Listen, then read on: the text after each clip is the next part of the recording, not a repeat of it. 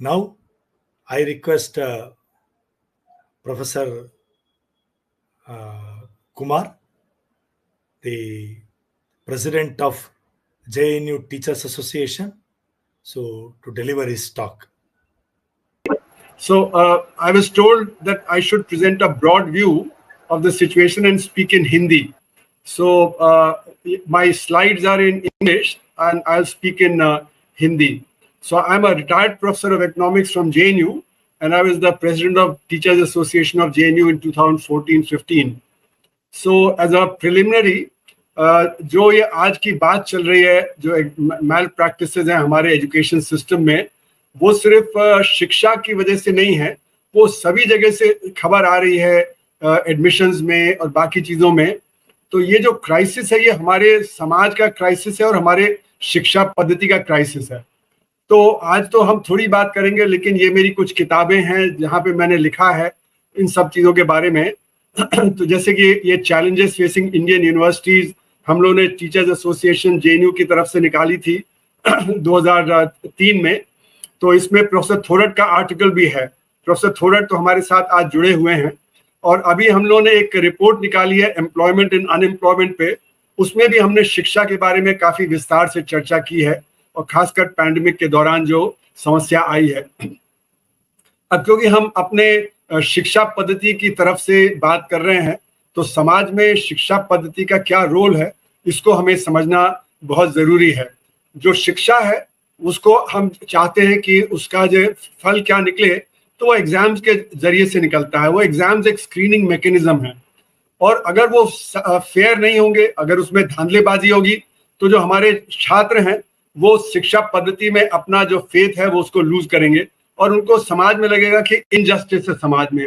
और अगर उनको ये लगेगा कि समाज में इनजस्टिस है, तो उनका जो लॉन्ग टर्म पर्सपेक्टिव है, जो आज वो छात्र के रूप में उनका पर्सपेक्टिव बिल्ड हो रहा है, उनको लगेगा समाज में ही जस्टिस नहीं है. तो एक तरह से समाज पे बड़ा असर पड़ेगा कि जो आज का जो छात्र है, जो युवा है, जब वो बड़ा होगा तो वो उसका समाज पे विश्वास नहीं रहेगा और वो समझेगा कि समाज में जस्टिस अगर नहीं है तो उसको भी जस्टिस नहीं मिल रहा है. और फिर उनको लगेगा कि अगर समाज में जस्टिस नहीं है तो पढ़ाई लिखाई से, मेहनत करके और जो इससे कितना फायदा होगा. और अगर जो हमें गलत काम करके ही पैसे से या कॉन्ट्रैक्ट के जरिए से हमें करना है, तो हम क्यों ज़्यादा पढ़ाई लिखाई पे करें. तो इससे हमारी शिक्षा पद्धति पे और समाज पे बहुत गहरा असर पड़ेगा, जिसका असर ये होगा कि जो हमारा जो एक समाज पे जो एक दायित्व होता है समाज का कि वो बच्चों को किस प्रकार से बड़ा करे, वही बिगड़ जाएगा. अब सवाल उठता है कि जो अनफेयर मीन्स इस्तेमाल किए जा रहे हैं, जो गड़बड़ियां धांधलेबाजी की जा रही है, वो अब सिस्टेमिक हो गया है.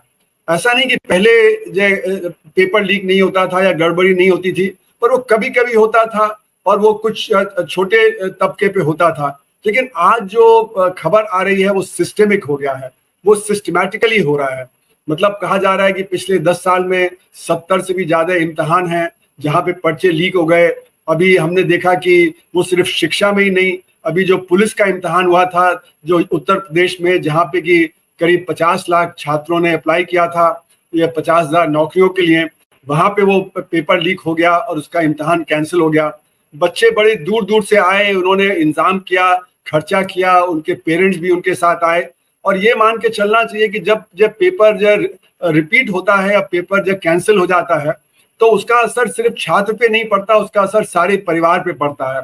सारा परिवार बड़ी मुश्किल से पैसे निकाल के और जब बच्चे को इम्तहान के लिए भेजता है, उसकी तैयारी करवाता है, उसकी कोचिंग करवाता है वगैरह वगैरह, और परिवार में टेंशन रहती है.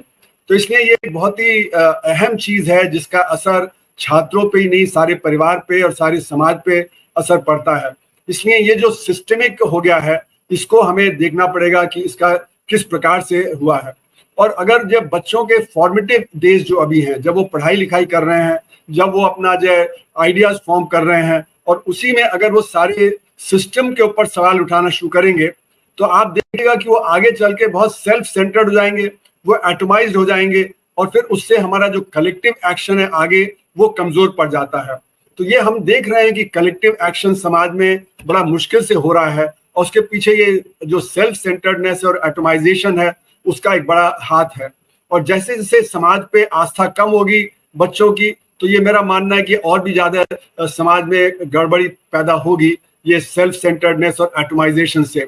इसका असर पॉलिटिकल भी होता है, क्योंकि पॉलिटिकली भी जो सेल्फ सेंटर्ड और एटमाइज्ड जो लोग होते हैं वो अपने लिए सोचते हैं, वो समाज के लिए कम सोचते हैं, और उससे फिर समाज को काफी नुकसान पैदा होता है। तो ये जो हमारे क्या क्या कारण हैं इस तरह की जो गैर कानूनी काम और जो अनफेयरनेस है, उसके पीछे हमारा मानना है, जो हम लोगों ने अपनी रोजगार और बेरोजगारी की रिपोर्ट अभी जारी की थी, उसमें हमने दिखाया कि आज हमारे समाज में करीब 320 मिलियन यानी 32 करोड़ लोग हैं जिनके पास कोई ढंग का काम है, लेकिन 28 करोड़ हैं जिनके पास ढंग का काम नहीं है या काम बिल्कुल ही नहीं है। और ये 28 करोड़ का जो बैकलॉग है, और आप ये मान के चले कि करीब हम लोगों ने दिखाया अपनी रिपोर्ट में कि 2.4 करोड़ बच्चे जो 15 साल के ऊपर के होते हैं वो हर साल मार्केट में आते हैं काम ढूंढने के लिए। तो ये 28 करोड़ एक तरफ से जो बैकलॉग है, और 2.4 करोड़ बच्चे जो आ रहे हैं, इनको सबको नौकरी चाहिए, इनको काम चाहिए। और ये जो समाज में जो काम की जो कमी है, उसकी वजह से कॉन्फ्लिक्ट बहुत तेजी से बढ़ रहा है। और ये हमारा मानना है कि जो गैर कानूनी काम होते हैं उसके पीछे भी ये वजह है कि लोग चाहते हैं कि किसी न किसी तरह से हमें कोई काम मिल जाए, उसके लिए जो इम्तहान है वो कैसे जैसे तैसे पास कर लें, चाहे वो पुलिस का इम्तहान हो, रेलवे की भर्ती हो, कहीं भी हो, हमें कुछ न कुछ काम मिले। तो ये कॉन्फ्लिक्ट की वजह से जो और ज्यादा परेशानी बढ़ जाती है। जैसे कि ऑलरेडी बताया गया कि आजकल कोचिंग इंस्टीट्यूट्स बहुत ज्यादा कर रहे हैं, बच्चे क्लास कम जा रहे हैं, कोचिंग में ज्यादा जा रहे हैं। और कोचिंग इंस्टीट्यूट को अपना रिजल्ट अच्छा दिखाना होता है, अच्छा रिजल्ट दिखाने के लिए वो जो क्वेश्चन पेपर लीकेज और तरह तरह की जो धांधलेबाजी और गड़बड़ियां वो करते हैं। तो जो आज का जो समाज है उसमें जो मनी पावर है वो एक तरह से रिजर्वेशन दे रही है। रिजर्वेशन नहीं तो जो पिछड़े वर्ग हैं उनको रिजर्वेशन मिलता है, लेकिन जो पैसे से खरीद के या जो गलत काम करके कर रहे हैं वो भी एक तरह से जो मनी पावर का रिजर्वेशन हो रहा है। और जो हमारी शिक्षा पद्धति है उसमें बच्चों का बहुत ज्यादा उत्साह नहीं होता, क्योंकि आज रट्टा मार की पढ़ाई होती है। ये रोट लर्निंग जो है ये बहुत ज्यादा फैल गई है। हम लोग देखते हैं कि बच्चे कुंजी लेके कुंजी से रट्टा लगा के और इम्तहान पास कर लेते हैं। तो जो कोचिंग इंस्टीट्यूट्स हैं वो बहुत ही नैरोली फोकस करते हैं इम्तहान पे, जिससे कि बच्चा जो इम्तहान में अच्छा करे तो फिर अगले साल उनके पास और लोग आएंगे, और लोग करेंगे तो उनका जो फायदा है वो और ज्यादा बढ़ जाएगा। तो कोचिंग का जो फिनोमेना है उसने जो वाइडर लर्निंग है समाज में उसको जो कमजोर कर दिया है, और एग्जाम पे फोकस आ गया है, एग्जाम टेक्निक पे फोकस आ गया है, जिससे कि जो एक जो वातावरण था जिसमें कि एक वाइडर लर्निंग होती थी, जिसमें कि बच्चों को चीजें समझने का समय होता था, वो समय खत्म हो गया है। अब उनको सिर्फ जो एग्जाम की तैयारी करके और इम्तहान पास करना यही एक मेन गोल हो गया है।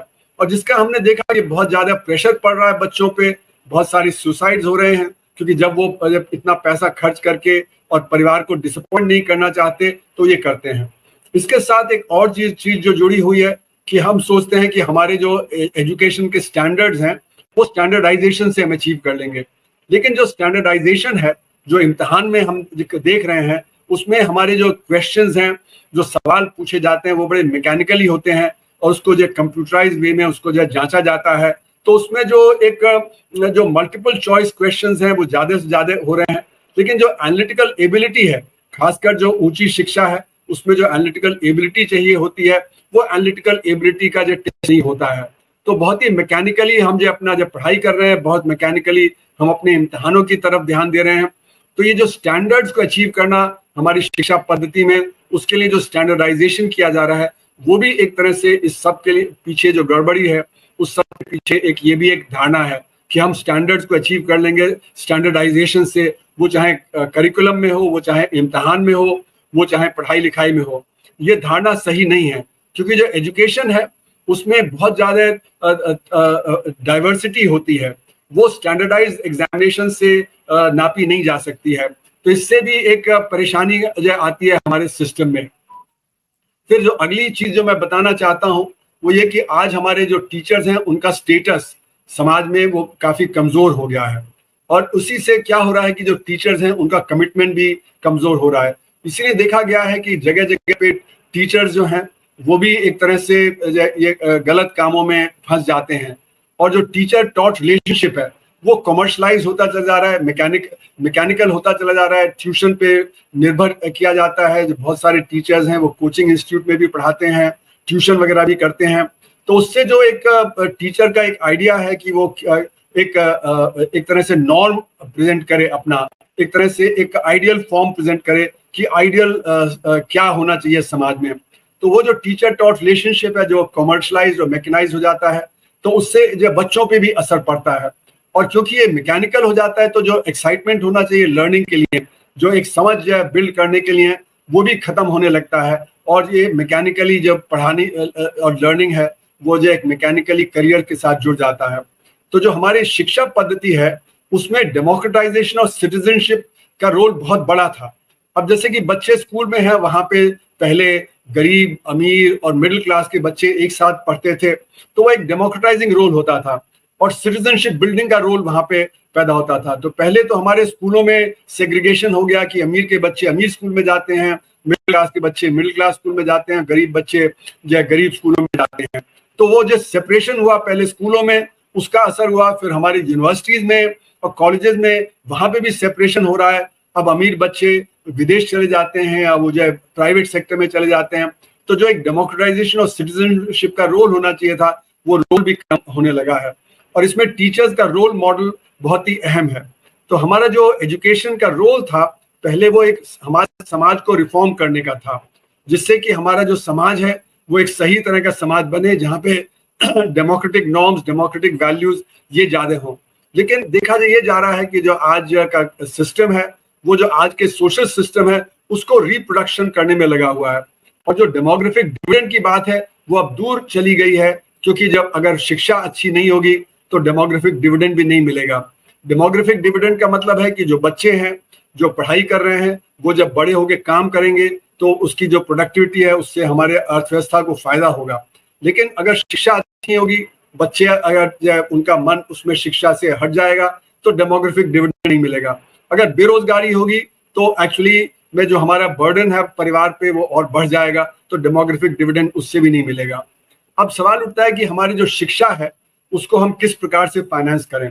तो दो तरीके हो सकते हैं, या तो पब्लिक फाइनेंस करें या प्राइवेटली फाइनेंस करें। लेकिन सोचने की बात यह है कि हमारे जो समाज के रिसोर्सेज हैं वो पब्लिकली भी स्पेंड हो रहे हैं, प्राइवेटली भी स्पेंड हो रहे हैं। तो जो ये पब्लिक हो या प्राइवेट हो, इस पे हमें ध्यान देना बहुत ही जरूरी है, क्योंकि जो पब्लिक का रोल है, पब्लिक सेक्टर का रोल है, वो अभी तक अहम होता था, धीरे धीरे वो प्राइवेट का रोल ज्यादा होता चला जा रहा है। खासकर जब नई आर्थिक नीतियां लगी सन 91 के बाद से, तो सरकार का रोल कम होता चला गया है, पब्लिक सेक्टर का रोल कम होता चला गया है। और हमने बाजारीकरण को आगे प्रमोट किया है कि अगर अच्छी शिक्षा चाहिए तो बाजार में जाके मिलेगी, और जो गरीब के बच्चे हैं उनको अच्छी शिक्षा नहीं मिल रही है। तो जैसे कि एसर की रिपोर्ट जो आती है, annual status of education report, वो दिखा रही है कि 50% बच्चे 5वीं जमात में दूसरी तीसरी शिक्षा की नहीं कर पाते हैं, पढ़ाई लिखाई और गणित। और अभी जो रिसेंट रिपोर्ट आई 4-5 महीने पहले, उसमें दिखाया कि 14 से 18 साल के जो बच्चे हैं उनमें से 40% बच्चे दूसरी जमात की पढ़ाई लिखाई गणित नहीं कर पाते हैं। तो ये देखा गया है कि हमारा जो बाजार है वो एक तरह से फेल कर रहा है अच्छी शिक्षा देने के लिए। और जब बाजार फेल कर रहा है तो फिर पब्लिक सेक्टर को और सरकार को सामने आना चाहिए और ये सबको अच्छी शिक्षा देनी चाहिए। तो ये हम लोग जो टेक्निकल लिटरेचर होती है हमारी इकोनॉमिक्स की, उसमें कहते हैं कि education is a case of merit want, यानी मेरिट वांट है तो इसलिए इसमें सरकार का दखल बहुत ही जरूरी है। दूसरी बात यह है कि इसमें एक एसिमेट्रिक इंफॉर्मेशन है, यानी जो पढ़ाने वाले हैं, जो इंस्टीट्यूशंस हैं, उन्हें पता है कि हम क्या शिक्षा दे रहे हैं, लेकिन जो पेरेंट्स हैं, जो बच्चे हैं, उनको ठीक से पता नहीं है कि वो किस प्रकार की शिक्षा मिलेगी जिससे वो किस प्रकार का वो काम कर पाएंगे। तो यहाँ पे इसका फायदा उठा के जहाँ पे कि पहले यूजीसी के जो शिक्षा में चार्ज किया जाता था हायर एजुकेशन में 15 रुपए, 18 रुपए, 24 रुपए, अब वो हजारों लाखों रुपए में चार्ज हो रहा है। तो बहुत ज्यादा परिवारों के ऊपर बर्डन बढ़ गया है अच्छी शिक्षा के लिए। और देखा गया इम्तिहान में क्वेश्चन पेपर लीकेज में 20-20, 30-30, 40-40 लाख रुपए लिया जा रहा है। और उसी तरह मेडिकल उसके लिए जो कैपिटेशन फी प्राइवेट सेक्टर में है वो भी सुनने में आ रहा है कि लाखों करोड़ों में चलती है। तो कुल मिला के ये बहुत ही एक प्रॉफिटेबल वेंचर हो गया है और ये कॉमर्शलाइजेशन के चलते हुए।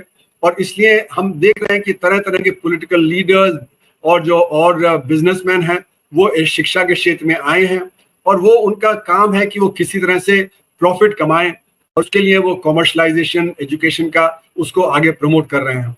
तो ये जो प्राइवेटाइजेशन हो रहा है, जो कॉमर्शलाइजेशन हो रहा है, इसी के साथ जैसे कि कहा गया था कि करप्शन जुड़ा हुआ है, क्योंकि इनको अगर और प्रॉफिट कमाना है तो इनको दिखाना पड़ेगा कि इनका रिजल्ट अच्छा है, तो जिससे कि जो और बच्चे इनके साथ आके एनरोल करें।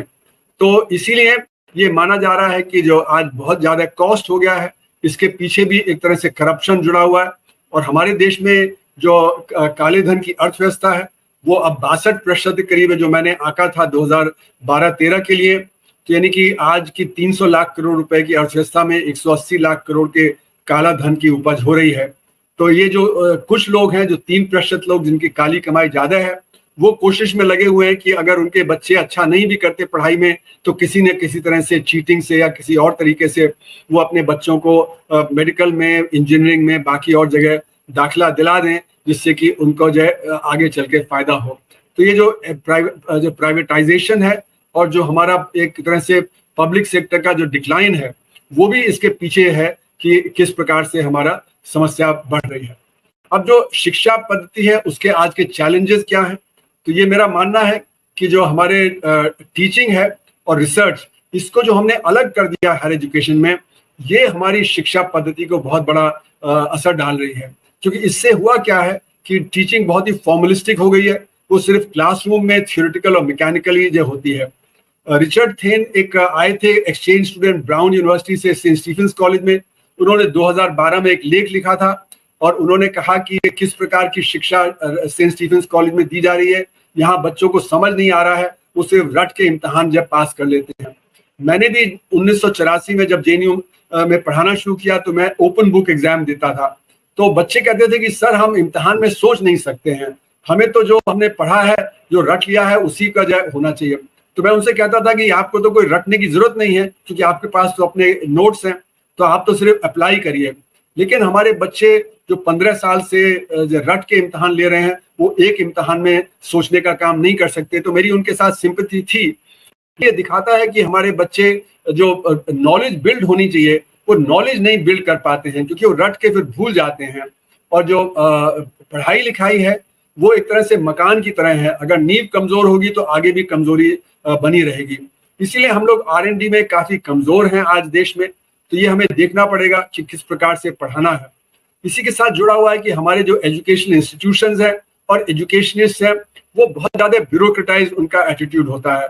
वो 10 से 5 फंक्शन करते हैं।